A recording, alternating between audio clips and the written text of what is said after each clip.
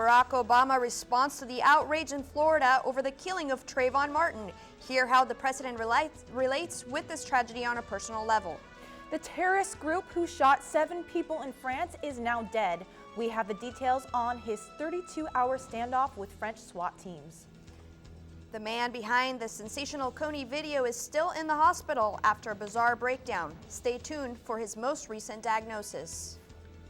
And we've seen sunshine and rain this past week, but what can we expect for this weekend? I'll let you know on today's forecast. Newscene starts right now.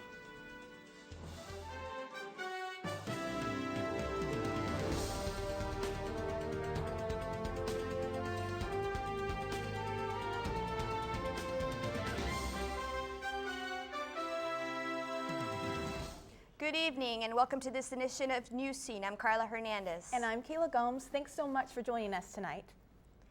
The FBI is taking over the investigation into the shooting death of Florida teenager Trayvon Martin. People across the nation are outraged because the teen was unarmed and the shooters are suspected of making slurs just before the shots were fired. We want to have George Zimmerman arrested for killing Trayvon Martin in cold blood. President Obama spoke out for the first time about the incident, calling it a tragedy. He is asking the nation to do some soul searching. But my main message is to the parents of Trayvon Martin. You know, if I had a son, he'd look like Trayvon. And you know, I think they are right to expect that all of us as Americans are going to take this with the seriousness it deserves, and that we're going to get to the bottom of exactly what happened.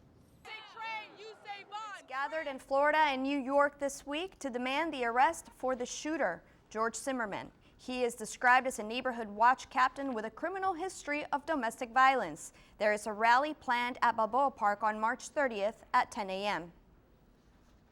Doctors say the creator of Coney 2012 could be in the hospital for months. They say 30-year-old Jason Russell is being treated for reactive psychosis. Last week, he was arrested after he was found wearing only underwear and yelling at passing cars on a busy corner in Pacific Beach.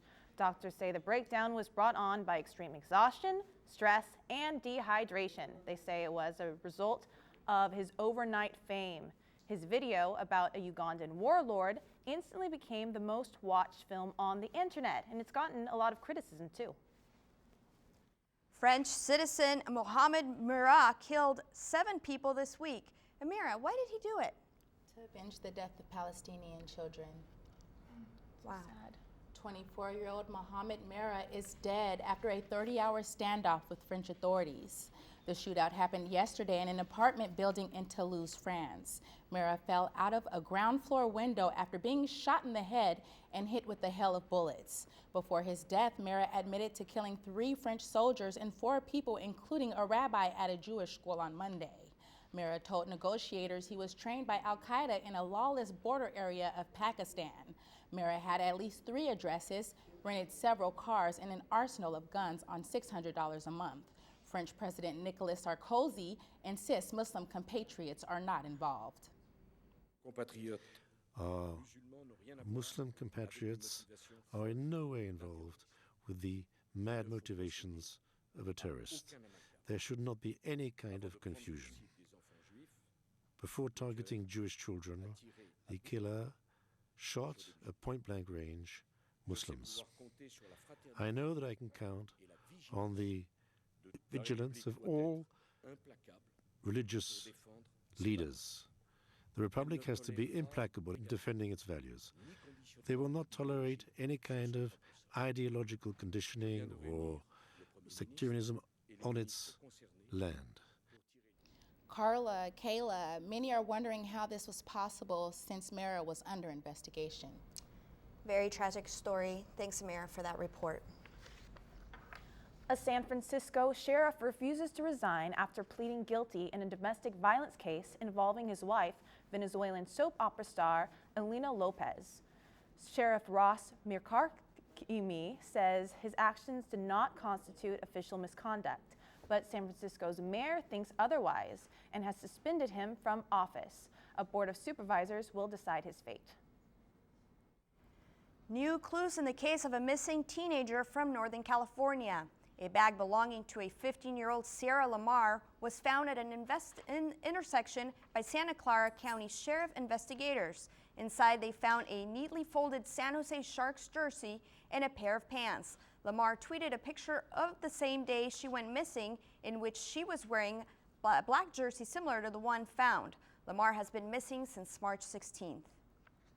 The California State University system has announced it will freeze enrollment for the spring 2013 semester. This will apply to all but 8 campuses who will still allow transfers from community colleges. The plan comes in effort to further decrease the budget of the state of California. If voters don't approve the governor's tax initiative in November, the fall 2013 semester could be affected as well. Out-of-state students are not likely to be affected by this measure. Student elections were put on hold at the Cal State San Marcos this week after a candidate for student body president was arrested and accused of election fraud. University police took Matt Weaver into custody after discovering suspicious activity on a computer at the university. People say Weaver changed student election results by using illegal keystrokes capturing devices. Weaver is the editor of a controversial campus tabloid called The Koala. Coming up, a Guatemalan artist sheds light on India's untouchable community. And guess who just signed a multi-million-dollar contract with the Denver Broncos? Stay tuned.